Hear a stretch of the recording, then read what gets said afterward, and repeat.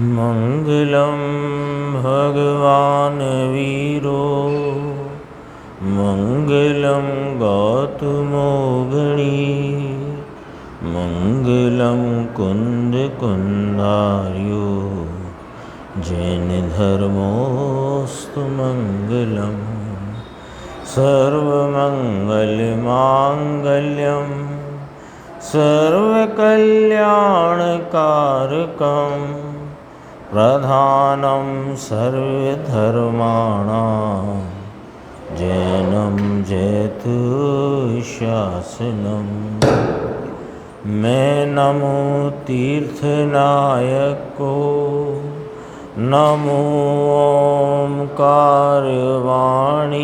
को, नमो उन कुंद प्रभु को जिन्होंने ओंकार धारण की।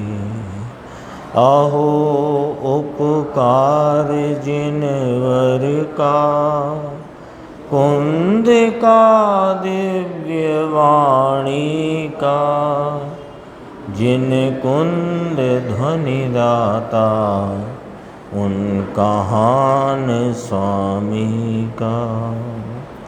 चिदानंद एक रूपाए जिनाए परमात्मने, परमात्म प्रकाशाय नित्यं सिद्धात्मने नमः। आचार्य योगेंद्र देव कृत ये परमात्म प्रकाश नाम का ग्रंथ है। इसके दूसरे महाअधिकार की 58 नंबर की गाथा, संलग्न क्रम में 182 नंबर की गाथा। इस पर अभी अपन ने पूज्य गुरुदेव श्री का आधा घंटे का प्रवचन सुना। मूल तो अन्वयार्थ पर चर्चा चलती थी और थोड़ी चर्चा भावार्थ की भी उसमें प्रारंभ की। आज अपने इस अवसर्पणी काल के प्रथम तीर्थंकर चौथे काल में जो आदिनाथ परमात्मा हुए, उनका आज जन्म कल्याणक और तप कल्याणक है।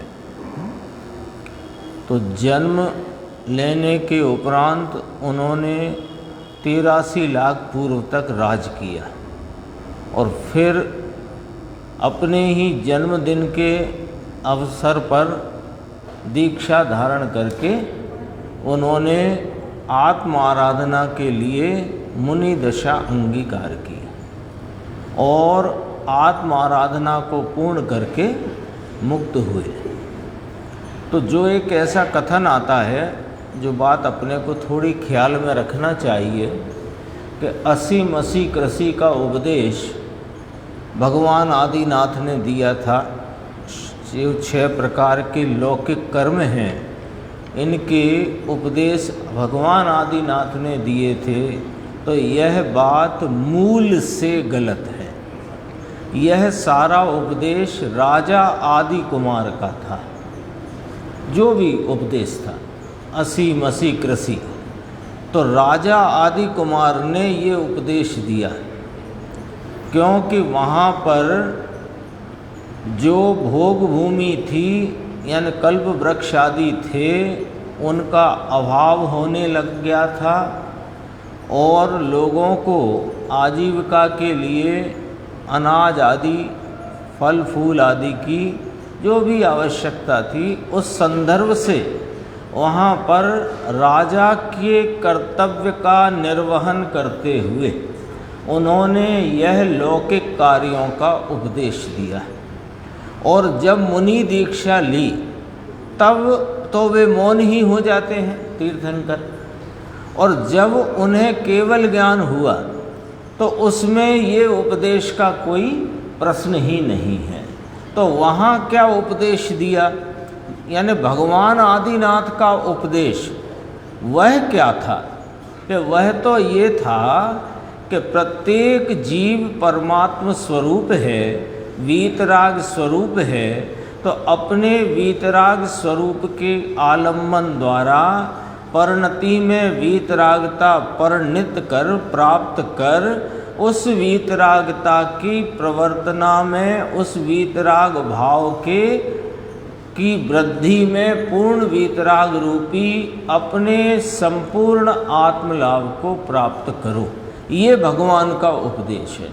असी मसी कृषि, ये भगवान का उपदेश नहीं, ये राजा आदि कुमार का ये उपदेश हो सकता है, हो सकता माने है, लेकिन वह राजा के कर्तव्य निर्वहन में उपदेश दिया गया है और भगवान का उपदेश नहीं है। भगवान नहीं कह सकते कि तुम कृषि करो, भगवान नहीं कह सकते कि तुम युद्ध करो, क्योंकि इस जाति का राग हो तब ये उपदेश हो ना।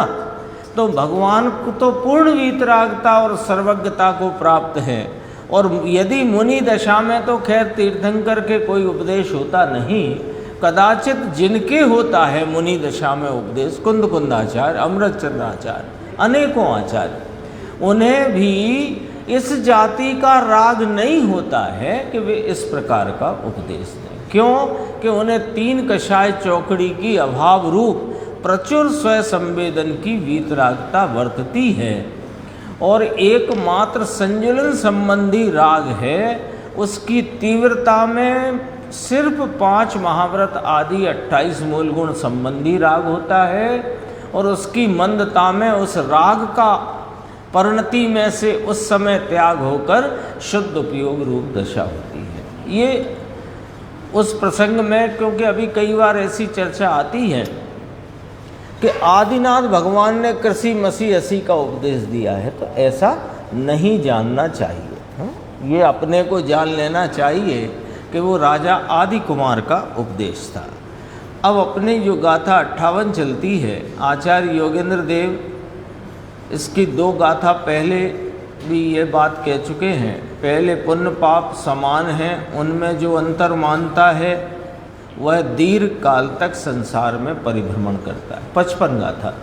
56वीं गाथा में कहा कि वे पाप अच्छे हैं जिनके फल में नरक जाकर यदि जीव अपने स्वरूप की प्राप्ति करे तो वे पाप भी अच्छे हैं।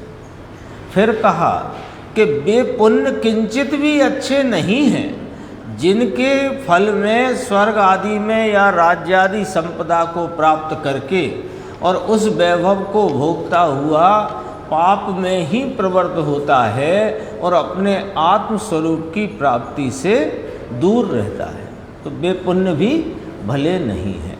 अब 58 गाथा में कहते हैं कि सम्यक दृष्टि का तो मरण भी अच्छा। सम्यक दृष्टि है ना, इसकी उत्थानी का देख सकते हैं। पहले सूत्र पढ़ लेते हैं, देखो। वर्णीय दंसन अहिमुहऊ मरणु विजीव लहेसि माणीय दंसन बिमुहऊ पुण्य विजीव करेसी। आगे ऐसा ये हिंदी रह गया, देखो। जो सम्यक दर्शन के सन्मुख उसे श्रेष्ठ है मृत्यु भी, निज दर्शन से विमुख जीव का पुण्य भाव भी श्रेष्ठ नहीं। यहाँ थोड़ा ध्यान देना, जो सम्यक दर्शन के सन्मुख उसे श्रेष्ठ है मृत्यु भी। यहाँ सम्यक दर्शन के सन्मुख माने हैं स्वरूप के सम्यक दर्शन सहित। सन्मुख का अर्थ वो मत ले लेना, वो मोक्ष मार्ग प्रकाशक वाला सम्यक के सन्मुख मिथ्या दृष्टि, उसकी चर्चा नहीं है यहाँ। वो तो अज्ञानी है, उसको तो नीचे लिया। निज दर्शन से विमुख जीव का पुण्य भाव भी श्रेष्ठ नहीं। देखो उत्थानी का, निर्मल सम्यक्त्वधारी जीवों का मरण भी सुखकारी है, कल्याणकारी है। उनका मरना अच्छा है, और सम्यक्त के बिना पुण्य का उदय भी अच्छा नहीं है। अन्वयार्थ, हे जीव, जो अपने सम्यक दर्शन के सन्मुख होकर नाम सम्यक दर्शन सहित मरण को भी प्राप्त करे तो अच्छा है, परंतु हे जीव, अपने सम्यक दर्शन से विमुख हुआ, यानी अपने सम्यक दर्शन के कारण तत्व अपने निज स्वरूप परमात्मा से विमुख हुआ, उसको तो पुण्य भी करे तो भी अच्छा नहीं है। इसका भावार्थ देखते देखो। निर्दोष निज परमात्मा की अनुभूति की रुचि रूप, ये सम्यक्त आ गया ना, सम्यक्त की व्याख्या। निर्दोष निज परमात्मा की अनुभूति की रुचि रूप तीन गुप्ती मई जो निश्चय चारित्र, यानी ऐसे देखो तो इस आधे वाक्य में, आधा ही वाक्य है ना, वाक्य तो अभी आगे आके पूरा होगा। आधे वाक्य में सम्यक दर्शन, सम्यक ज्ञान, सम्यक चारित्र, तीन की बात करी राकेश भाई। देखो क्या कहते हैं, निर्दोष निज परमात्मा की अनुभूति, अनुभूति माने संवेदन, और रुचि तो ये सम्यक दर्शन, सम्यक ज्ञान, सम्यक दर्शन, और इस सहित जो तीन गुप्ती मई निश्चय चारित्र, मनोगुप्ती, वचन गुप्ती, काय गुप्ती, यानी उपयोग की जो बहिर्मुखता है उसके ये तीन द्वार हैं, मन, वचन और काया, है ना। तो उनसे रहित स्वरूप में निश्चल निश्चय चारित्र, ये सम्यक दर्शन ज्ञान चारित्र। तो ये कहा उससे तन्मयी अविनाभावी, अविनाभावी शब्द लिया, यानी जिसके अभेद रत्नत्रय परिणति में प्रकट है उसको अविनाभाव रूप से वीतराग निश्चय सम्यक्त उसको प्रवर्तता है, वर्तता है, और वह सम्यक्त सहित है। तो उसके सन्मुख हुआ, हे जीव, जो तू मरण भी प्राप्त करे तो दोष नहीं, और उस सम्यक्त के बिना, अब दूसरा स्थिति सामने की, और उस सम्यक्त के बिना मिथ्यात्व अवस्था में पुण्य भी करे तो अच्छा नहीं है। जो सम्यक्त रहित मिथ्या दृष्टि जीव पुण्य सहित हैं तो भी पापी ही कहे हैं। पाप कहा, ये योगेंद्र देव कहते हैं योग सार में, है ना। पुण्य पुण्य को सब पुण्य कहते हैं, पर ज्ञानी जन तो पुण्य को भी पाप कहते हैं। देखो, तथा जो सम्यक्त सहित हैं वे पूर्व भव में, पहले के भव में उपार्जन किए हुए पाप के फल से दुख दारिद्र भोगते हैं तो भी पुण्याधिकारी ही कहे गए।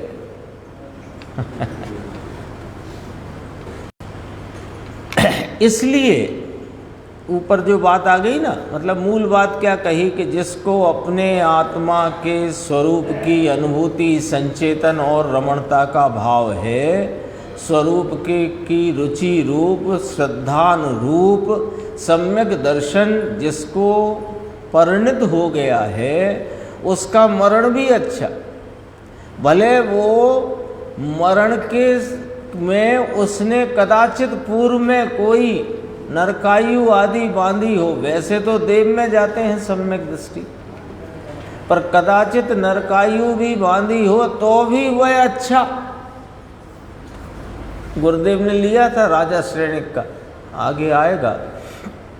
राजा श्रेणिक ने सम्यक्त प्राप्त किया, है ना। ये जो यहाँ कहा जा रहा है ना, वो प्राप्त किया, तो सम्यक्त प्राप्त किया, और पूर्व में नरकायु बांधी थी जिसकी स्थिति घटकर 84,000 वर्ष रह गई। तो वे नरक में अच्छे किससे, जो यहाँ मिथ्यात्व सहित में परिणामों की वो जो मंदता आदि के भाव से स्वर्ग गति को प्राप्त हुए हैं, और 2 सागर तक की आयु में भी पहुँच गए हैं, तो भी उनके उस सब ताम झाम वाला जो सुख कहा जाता है वो सुख सुख नहीं, क्योंकि वहाँ से वे चैकर एकेंद्रिय आदिक में जाते हैं। और ये सम्यक्त सहित का जीव कदाचित किसी कारणवश कारणवश योग्यतावश नरक में भी है, तो वहाँ से निकल करके वह मनुष्य भव धारण करके मुक्त अवस्था को प्राप्त करे। तो बताओ कौन अच्छा? अब आप ही तोल लो। आचार्य परमात्मा तो फरमा ही रहे हैं, अब अपन ही तोल सकते हैं ना ये सारा मामला। मान लो जैसे एक अपन बात करें कि थोड़ी यहाँ कोई पूर्व पाप के उदय से, अपन एक वर्तमान भव में ही बात कर लेते हैं कि कोई पूर्व पाप के उदय से कोई गंभीर रोगादिक विपन्नता दरिद्रता आदि हो, लेकिन उसके आत्मानुभूति हो, तो उसका मरण अच्छा, अथवा कि जो बहुत परिणामों की मंदता में प्रवृत्ता हुआ व्रत उपवास तप आदि में वर्धता है, लेकिन सम्यक्त का भाव जिसकी परिणति में उदित ही नहीं हुआ और उसके फल में कदाचित वह स्वर्ग को भी प्राप्त कर ले, तो कौन अच्छा? तो किसका मरण अच्छा? एक समाधि मरण किसको कहेंगे निर्देश भाई बताओ? समाधि मरण किसको कहेंगे? है ना, समाधि मरण की बातें बहुत चलती है ना, तो जरा ध्यान देना। समाधि की तैयारी जीवन भर होती है, जीवन भर होती है, मरण के समय नहीं होती अकेली। और भले वो जीवन के किसी भी स्थल से शुरू हो, लेकिन वह मरण के पहले ही होती है, मरण के काफ़ी पहले से होती है, ऐसे समझ सकते हैं। तो समाधि मरण की तैयारी किसे समझना, ये अपने सामने प्रसंग है ना, आचार्य योगेंद्र देव की दोहा सूत्र 58 और उसकी टीका के संदर्भ से प्रसंग है, इसलिए बात करते हैं, अप्रासंगिक बात नहीं करते हैं। तो समाधि की तैयारी कब से? कि वो तो पहले से। और वो क्या? समाधि की तैयारी क्या? अभी अपन ने बात करी ना कि कोई जीव सम्यक्त सहित का है, पूर्व के पाप के उदय में दुख दारिद्र और रोग आदि गंभीर हों और वर्तमान में भी परिणाम उसके कदाचित मंद ना होते हों, तीव्र रहते हों, अति तीव्र तो नहीं होते पर तीव्र भी रहते हों, तो उसका मरण अच्छा कि मंद कषायों में प्रवर्तित होकर स्वर्ग आयु को जिसने भले बांध लिया हो उसका मरण अच्छा। ये अब अपन अपने को विचार करके ये बात में एक पर एक किसी ऑप्शन पर राइट का निशान लगाना है। दो बातें आ गई हैं सामने।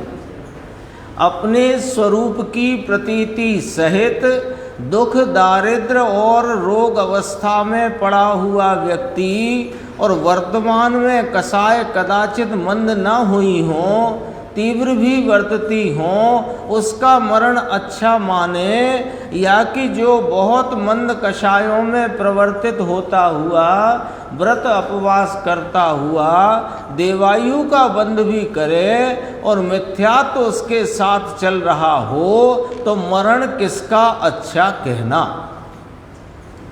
बताओ साहब, कौन से ऑप्शन पर आपका वोट जा रहा है? तो वोट डालने का टाइम आ रहा है। कहाँ जा रहा है? सम्यक्त सहित।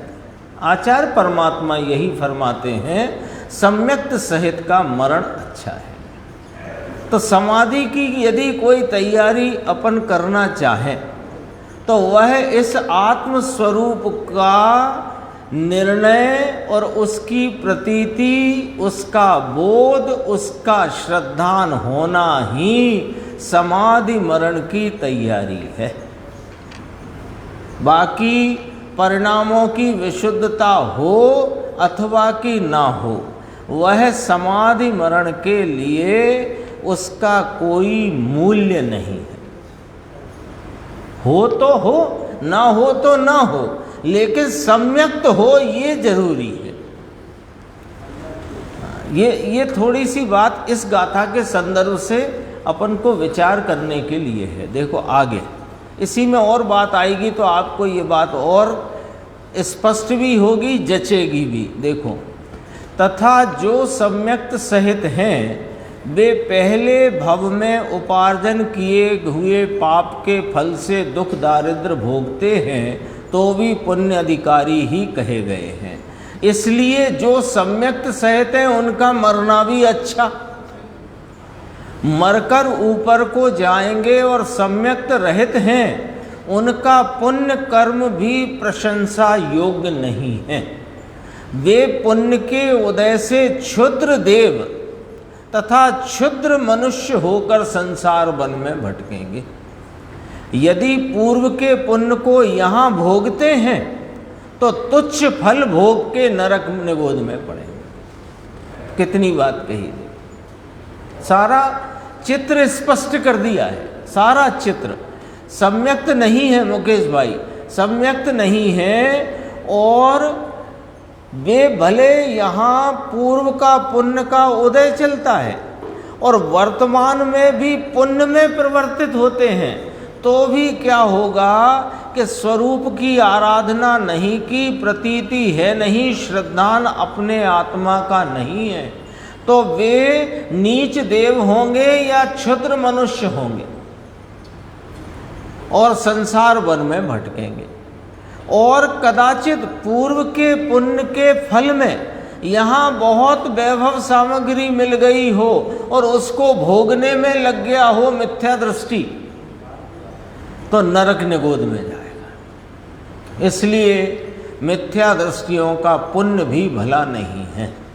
निदान बंद पुण्य से भवांतर में भोगों को पाकर पीछे माने बाद में नरक में जाएंगे। सम्यक दृष्टि प्रथम मिथ्यात्व अवस्था में किए हुए पापों के फल से दुख भोगते हैं। पूर्व में किसी जीव को मिथ्यात्व प्रवर्तता था कहाँ, मैंने पहले था, उस काल में उसने जो पापादिक किए उसका यहाँ अभी वर्तमान में उदय होकर फल रूपता में वह प्रकट हुआ है और अब सम्यक्त मिल गया है।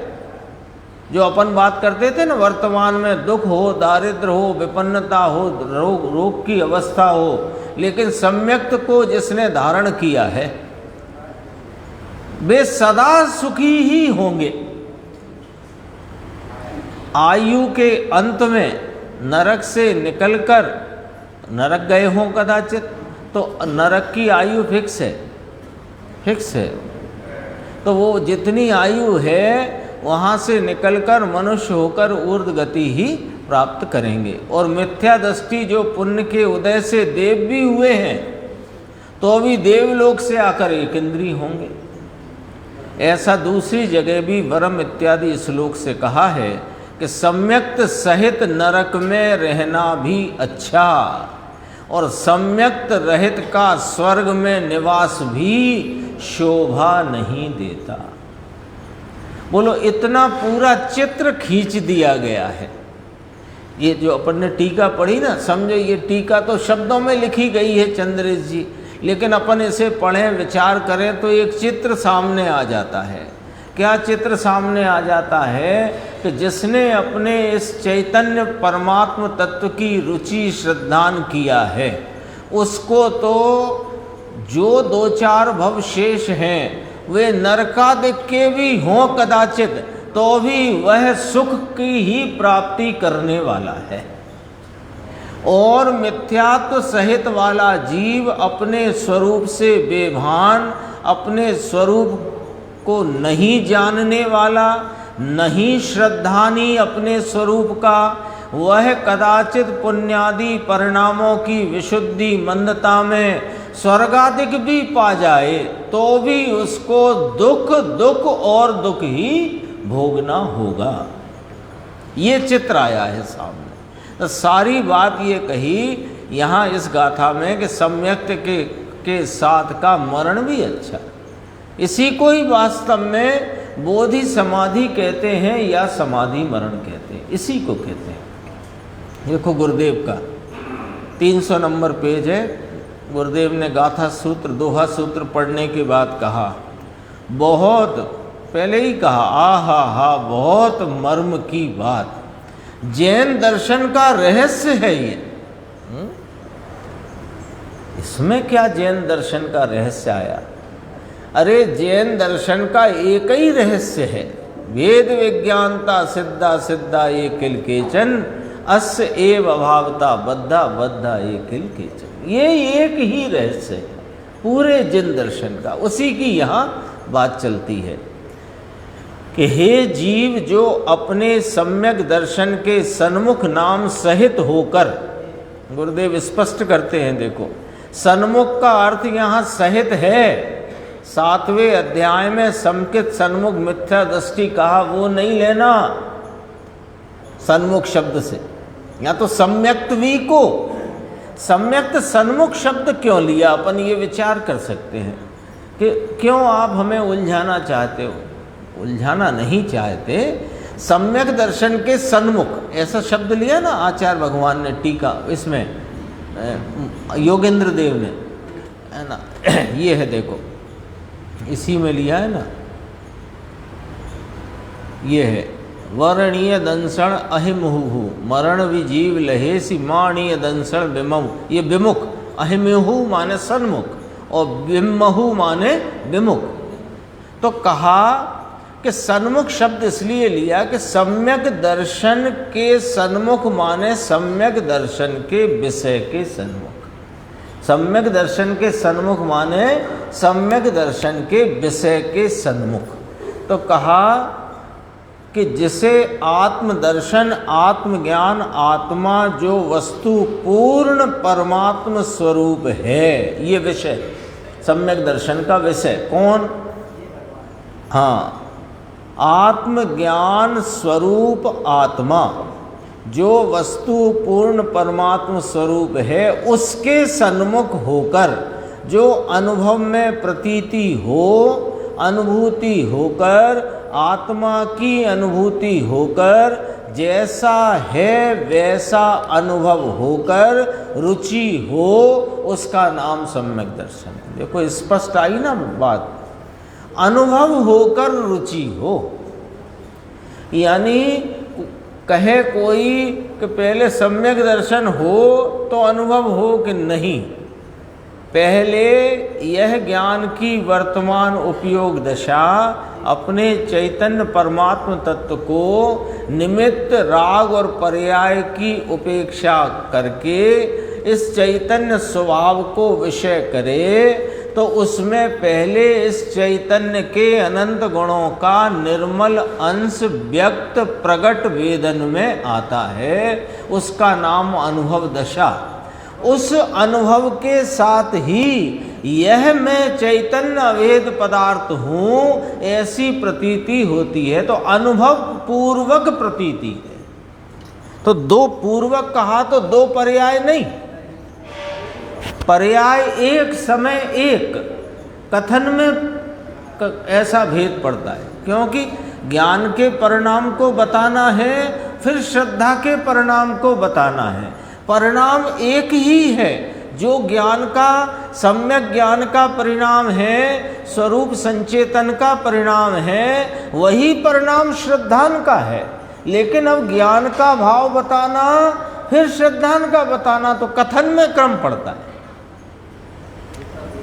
तो आत्मा की अनुभूति होकर, जैसा है वैसा अनुभव होकर रुचि हो, उसका नाम सम्यक दर्शन है। तो कहा उस सम्यक दर्शन सहित मरण भी अच्छा है। यानी सम्यक दर्शन सहित देह छूट जाए तो भी अच्छा है।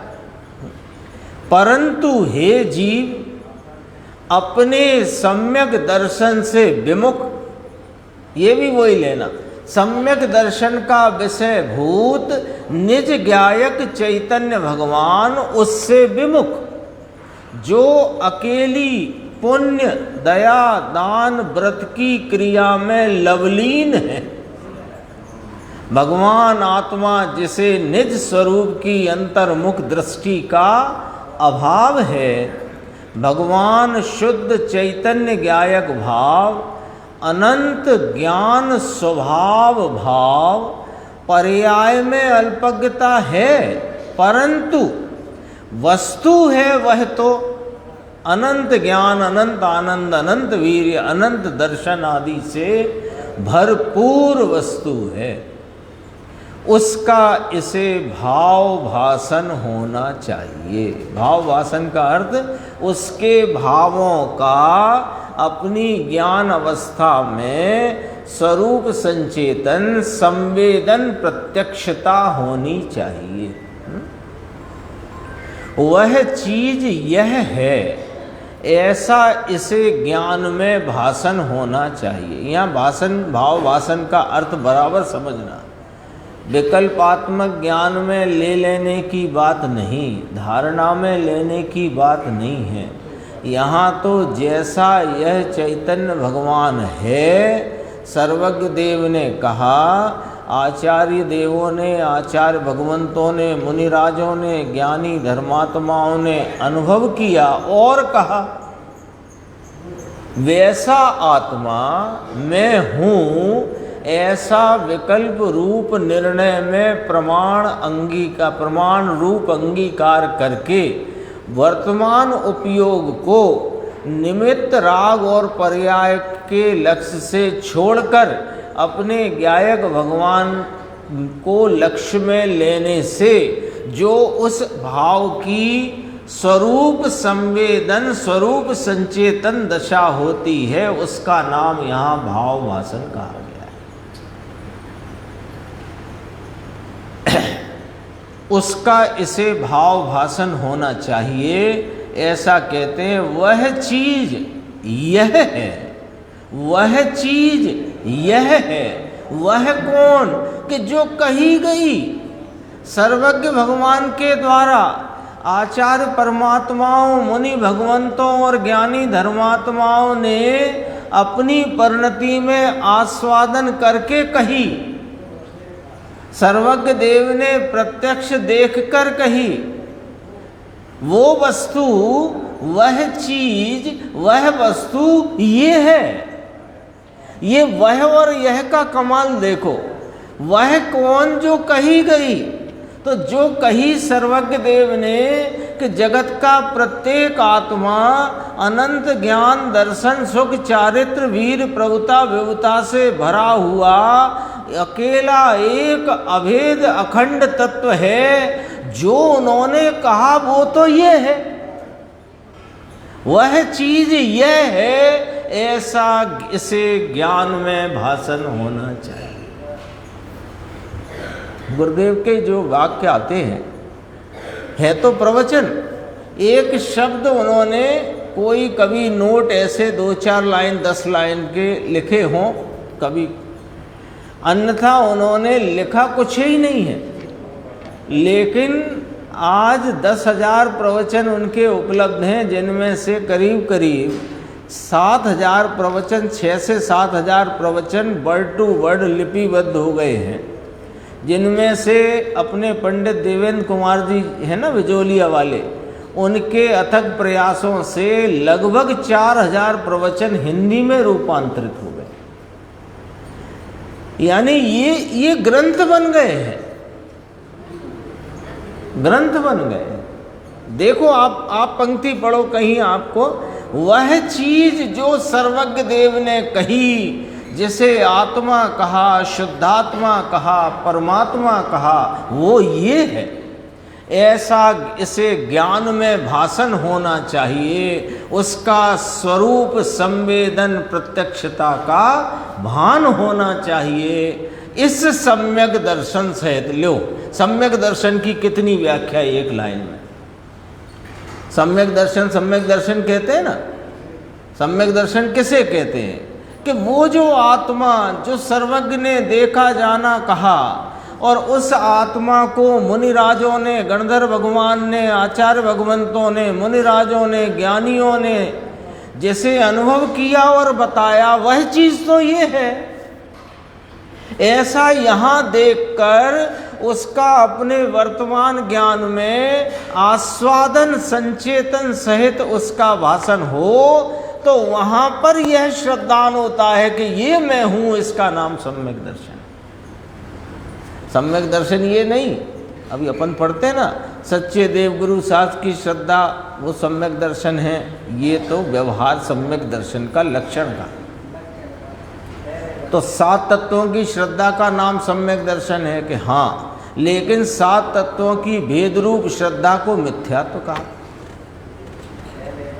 तो फिर भेद रूपता छूटकर फिर अभेदपना क्या है कि भूतार्थ से जाने हुए 9 तत्व ही सम्यक दर्शन है। गाथा 13 समय सारजी परमागम। भूतार्थ से जानने का अर्थ क्या होता है कि ये सबसे रहित मैं अकेला एक शुद्ध परमात्म चैतन्य तत्व अनादि अनंत त्रिकाली ज्ञानानंद टंकोत कीर्ण स्वरूप हूँ, ऐसी अनुभव होकर प्रतीति होना, इसका नाम सम्यक दर्शन है। क्या कहा? इस सम्यक दर्शन से देह छूट जाए यानी मरण हो तो भी अच्छा, वो स्वर्ग में जाएगा, वहाँ से मनुष्यपना प्राप्त करके मोक्ष में जाएगा। और उससे विमुख है यानी स्वरूप की दृष्टि का भान नहीं, अनंत ज्ञान, अनंत आनंद, अनंत वीर्य, अनंत शांति, स्वच्छता, ईश्वरता, प्रभुता, ऐसे अनंत गुण का पिंड, एक रूप द्रव्य वस्तु उसकी दृष्टि का जिसे अभाव है, अज्ञान वर्तता है, ऐसे सम्यक दर्शन का जिसे अभाव है, वह पुण्य भी करे, दया दान व्रत भक्ति पूजा आदि पुण्य करे, तो भी अच्छा नहीं है। ये बात कोई नई आई है मुकेश जी, है ना? नई नहीं है। इसको समझने का प्रयास करो तो बार बार कही जाती है ना? जिनवाणी में अनेक स्थलों पर यह बात इसलिए कही जाती है, ये जीव को अनादि से राग की वासना का भाव चला आया है, उसको तोड़ना थोड़ा मुश्किल पड़ता है। आज कहा था ना कठिन पड़ती, ये ले, ये आ गई बात 301 पे। ये गुरुदेव ने कहा ना कि परमात्म स्वरूप विराजता है अंदर, तेरा स्वरूप ही परमात्म स्वरूप है, उसके सन्मुख होकर अनुभव करके दृष्टि करना, ये करने का है, बाकी सब व्यर्थ है। तो कहा है परंतु ये तो बहुत कठिन है। कठिन माना है, कठिन है ही नहीं, कठिन माना है। क्यों? इसका गुरुदेव श्री अन्य स्थल पर ऐसे कहते हैं, अभ्यास नहीं। अभ्यास इसको परलक्ष्यता और परलक्ष्यता में प्रवर्तने वाले राग का अभ्यास है। राग को लक्ष्य में से छोड़ने का अभ्यास नहीं है, राग का अभ्यास है। राग को लक्ष्य में से छोड़ने का अभ्यास नहीं है। तो राग लक्ष्य में से छूट जाए तो सबसे सरल काम है, ये कठिन नहीं है। वस्तु तो अपना निज घर है, अपने घर में जाना क्या कठिन है ना? मुकेश जी घर जाओ तो पहले नीचे ही 2 बार कुंडी खटखटाओ, फिर ऊपर जाओ, फिर खटखटाओ, फिर खोले तो पूछे भाई साहब हैं घर पे? नहीं है ना? कितना कठिन। और अपने घर में जाना,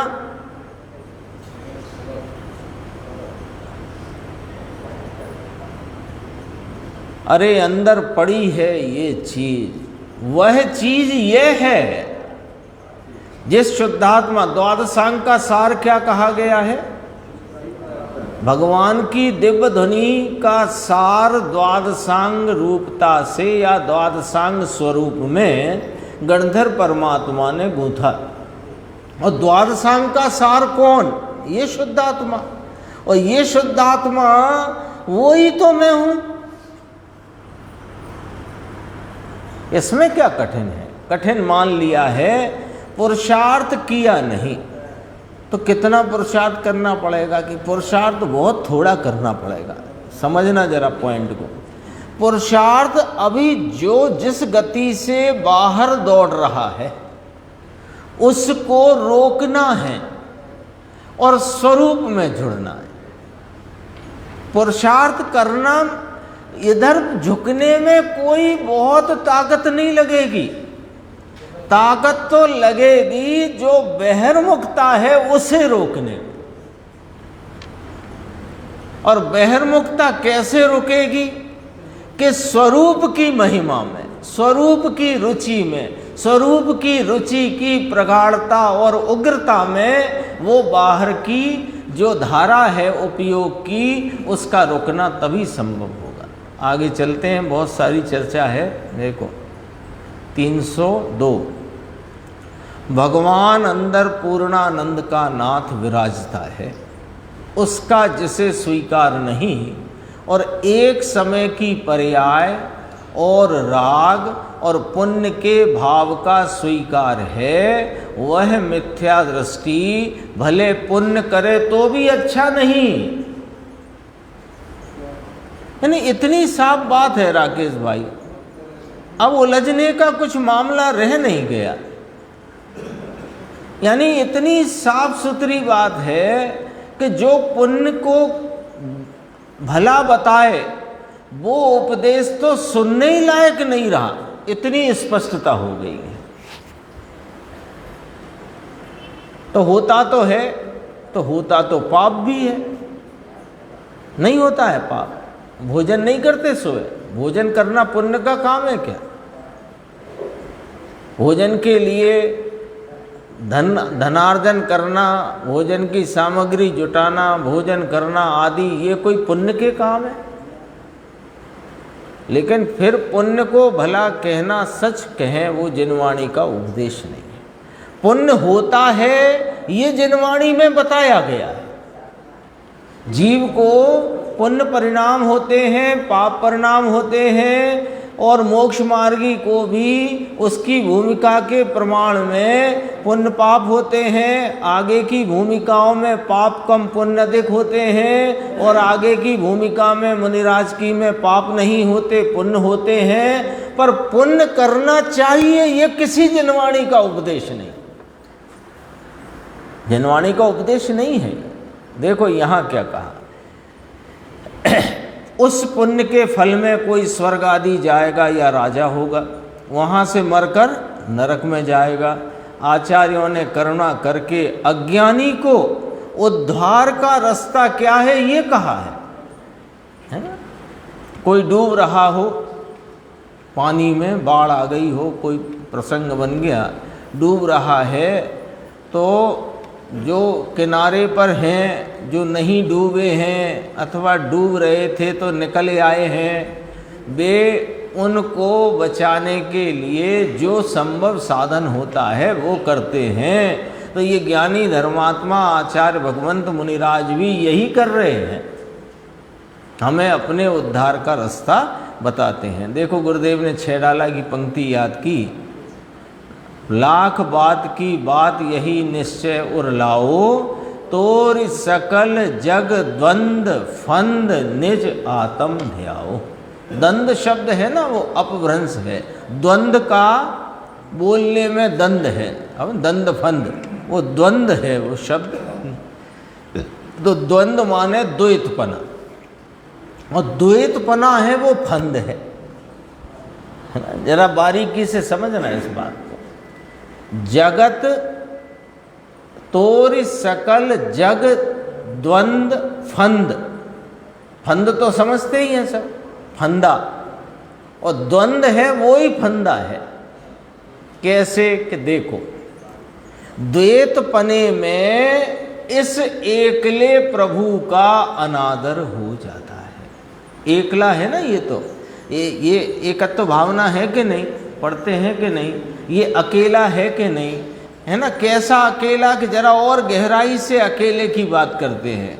ये तो पर्याय के द्वंद से भी रहित एक रूप सामान्य सदृश है, क्योंकि सामान्य वस्तु है ना ये, तो सामान्य में विशेष जोड़ोगे तो क्या होएगा? द्वंद होगा। मैं तो एक रूप सामान्य सदृश रहने वाला अनादि अनंत त्रैकालिक ध्रुव स्वरूप ज्ञायक भगवान हूँ, जिसमें पर्याय का भी प्रवेश नहीं, यानी मैं ऐसा सामान्य हूँ जिसमें विशेष नहीं। और सामान्य को और विशेष को एक साथ देखना, इसमें द्वंद्व खड़ा होता है। ये प्रमाण का विषय है और प्रमाण का विषय पूजनीय नहीं, क्योंकि इसमें व्यवहार का निषेध आता नहीं।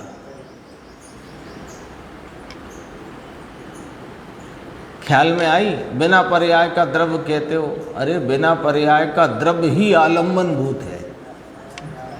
वस्तु पने अन्य वस्तु से भिन्न वस्तु अपनी देखना हो तो मैं द्रव्य पर्याय का सहित हूं, लेकिन ये व्यवहार का विषय है। प्रमाण को व्यवहार में डाला है।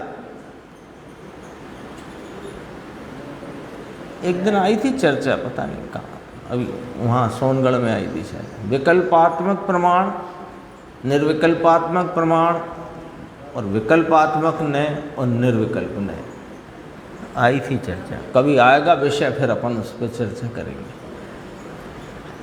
ये द्रव्य और ये पर्याय दो हैं, ये भी लक्ष्य छोड़ दो, ये द्वंद्व फंद है, ये द्वंद्व फंद है। द्रव्य पर्याय यानी सामान्य और विशेष, मैं द्रव्य मेरी पर्याय, ये द्वंद्व है। ये द्वंद्व को छोड़ दो, पर्याय में पलटते भावों का लक्ष्य छोड़कर एक रूप रहने वाले ज्ञायक भाव को लक्ष्य में लेना, इसका नाम यहाँ कहते हैं निज आत्म ध्याओ। पंडित दौलत राम जी, निज आत्म ध्याओ, भगवान ध्याओ ऐसा नहीं कहा। निज आत्म उर ध्याओ, उर माने अंतरंग में, अपनी परिणति में है। ध्यान का विषय निज आत्मा को बनाओ। ऐसा जो सम्यक दर्शन उससे रहित पुण्य भी करे, भले व्रत पाले, भक्ति करे, पूजा करे, लाखों करोड़ों रुपए के दान करे, धर्मशालाएं बनाए, फिर बहुत लिया गुरुदेव ने, वह सब भी कोई लाभ का नहीं। फिर 60वीं गाथा को याद किया, मैं इसलिए उसको अभी नहीं अपन विचार में लेते, आने ही वाली है तब उसकी चर्चा आएगी, है ना। उस 60वीं गाथा और भी कई बार अपन कह चुके कि पुण्य से वैभव होता है, वैभव से मद होता है, मद से मति भ्रम होता है और मति भ्रम से पाप होता है। ऐसा पुण्य हमें नहीं चाहिए। आएगी गाथा। तो ये पेज आया अपना 304। यह परमात्म प्रकाश है, भगवान परमात्म स्वरूप। कौन, किसकी बात चल रही है? अपनी। ये मेरा ये स्वरूप है, जिसकी रुचि और जिसकी प्रतीति से ही इस जीव का कल्याण कैसा होगा कि वो जो क्या नाम शब्द आया था, वहाँ 8वीं गाथा में शब्द आया ना, स्वस्तिक का अर्थ अविनाशी कल्याण हो, तेरा अविनाशी कल्याण हो। वहाँ 8वीं गाथा में आया ना, व्यवहार के दृष्टांत में। तो ये जो अविनाशी कल्याण के लिए एक ही कारण तत्व है, वो यह परमात्म स्वरूप मैं परमात्मा, यही ये परमात्म प्रकाश है ना। यहाँ जब चर्चा शुरू हुई तो ये परमात्म प्रकाश में आत्मा के 3 प्रकार कहे, बहिरात्मा, अंतरात्मा, परमात्मा। तो कहा ये तो पर्यायों के प्रकार कहे हैं भैया, ये तो सदैव परमात्म स्वरूप है। अरे बहिरात्म दशा में भी ये परमात्म स्वरूप, अंतरात्म दशा में भी ये परमात्म स्वरूप और परमात्म दशा में भी ये परमात्म स्वरूप है।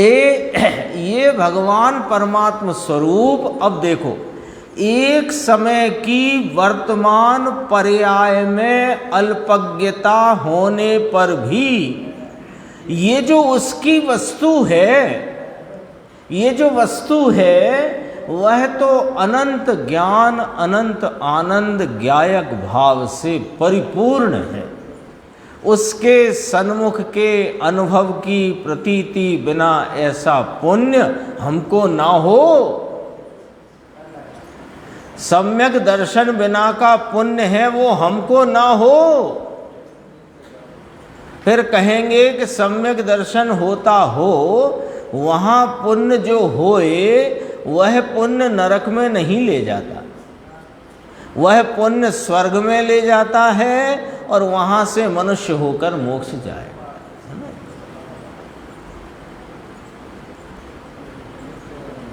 ये और देखो 305 पेज। मुनि को खबर है, अभी जो मुनिराज है ना, ये ग्रंथकर्ता मुनिराज, टीका करने वाले मुनिराज, ज्ञानी धर्मात्मा, यहाँ मुनि के संदर्भ से कहा, मुनि को खबर है कि हम यहाँ से स्वर्ग में जाने वाले हैं। पंचम काल के मुनि हैं, तो अभी उस जीव की ऐसी योग्यता नहीं है कि आत्मा की आराधना पूर्ण हो सके, इसलिए उन्हें मालूम है मोक्ष की प्राप्ति तो नहीं है, खबर है, मालूम है, परंतु वह पुण्य हमको जो अभी आता है ना, हिंसादि पापों के व्रत रूप, 5 महाव्रत रूप, 5 समिति, 3 गुप्ती, 13 प्रकार के चारित्र रूपी जो प्रशस्त राग भाव है ना, अनुकंपा का भाव, ये जो हमको आता है, ये हमको तो सम्यक दर्शन प्रवर्तता है। हम तो सम्यक दर्शन ज्ञान चारित्र में प्रवर्तमान हैं, और ये जो पुण्य है वो कमजोरी से आता है और उसके प्रति हमारी हे बुद्धि है, हे बुद्धि है, हे बुद्धि से आता है। आत्मा के सुख के आदर में उस पुण्य का भाव हेय और दुख रूप लगता है। देखो, खड़े रहने की क्या जगह है, उससे क्या और कैसा दिखता है उसकी बात है यहाँ पर। जो पाप भाव में प्रवर्तते हैं और जिन्हें शुद्ध भाव परिणति में कभी उदित ही नहीं हुआ, वे कषायों की तीव्रता में रहते हुए कदाचित जब कषाय मंद होती है तो उन्हें वह सुखरूप लगता है ना। और जिन्होंने अपने शुद्ध और पवित्र आनंद और शांति के भाव का आस्वादन किया है, उन्हें ये कषाय की मंदता भी दुख रूप लगती है। धूप में चलता हुआ व्यक्ति कदाचित वृक्ष की थोड़ी सी छाया और लू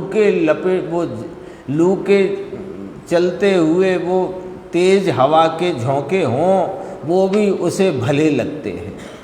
लेकिन जो अंदर एयर कंडीशन में से निकल करके आया हो, उसे वे वृक्ष के नीचे की छांव भी दुखरूप लगती है। इतना तो ख्याल में है ना अपने।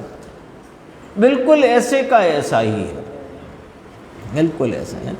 भट्टी के पास काम करता हुआ व्यक्ति, उसे 5 मिनट के लिए 10 मिनट के लिए वहाँ भट्टी से हटने का अवसर मिले तो वो टीन शेड जो तप रहा है वहाँ भी वो कहता है बहुत अच्छा, थोड़ा सुस्ता लूँ भैया, वहाँ बहुत गर्मी है, यहाँ ठंडक है ज़रा। और उधर ही सेठ साहब एसी में से निकल के आए हैं और वो टीन शेड में भी परेशान हैरान है, भट्टी के पास तो गए ही नहीं अभी। ऐसे कहते हैं कि आत्मा के सुख के आदर में आस्वादन वाले ज्ञानी धर्मात्माओं को, मुख्य तो मुनिराज की बात करी, उनको पुण्य का भाव हे और दुखरूप लगता है। उसमें पुण्य आता है अवश्य, उसके फल रूप से स्वर्ग आदि होंगे। वहाँ से अंतिम भव हमारा मनुष्य का हो कि वहाँ भले राज में उपज कर के भी, राज्य संपदा में उपज करके भी हम मुनि पना लेकर केवल ज्ञान प्राप्त करेंगे। लोगों को कीमत नहीं है। सम्यक दर्शन क्या है, इसकी कीमत नहीं। बाहर का त्याग और व्रत और तप और ये लंघन करे, उसकी इसको कीमत और उसकी महिमा करे। खुद करे सो कीमत करे और दूसरा जो करता है उसकी कीमत करे।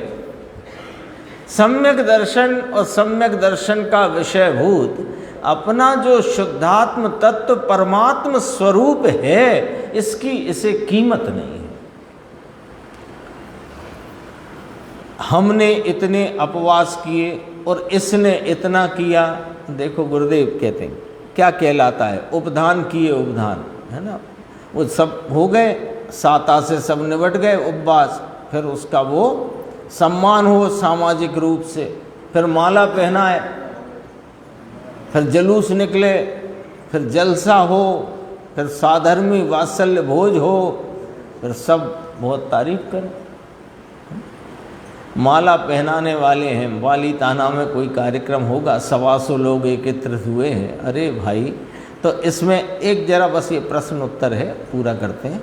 मुमुक्षु ने कहा उसमें संकित का उपचार है। देखो उल्टी बुद्धि कैसे चलती है लोगों की, बस यही देखना अपने को कि ये जो उपवास किए, 10 किए, 15 किए, 20 किए, 50 किए, जो किए और हो गए, अब उसका सम्मान करें, तो वो सब गुरुदेव ने बताया। तो कहा कि इसमें संकित का उपचार है, यानी संकित का उपचार किया गया है उस पर। उसका प्रश्न समझना क्या कहना चाहता है।